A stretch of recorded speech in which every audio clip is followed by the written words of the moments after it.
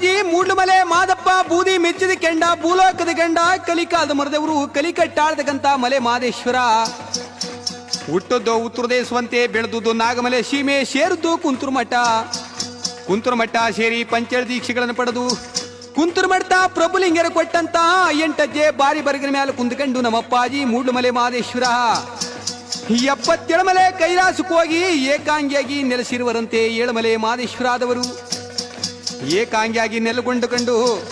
ಅವರು ಕುಂತು ಜ್ಞಾನ ಮಾಡವರಲ್ಲೋ ನಿಂತು ಜ್ಞಾನ ಮಾಡವರೇ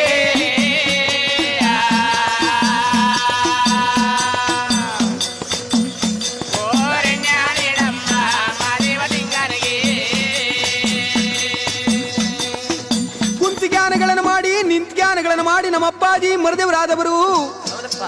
ಕಂದ ಬ್ಯಾಡ್ರಿ ಕನ್ನಪ್ಪನ ಕರೆದಿ ಯಾವ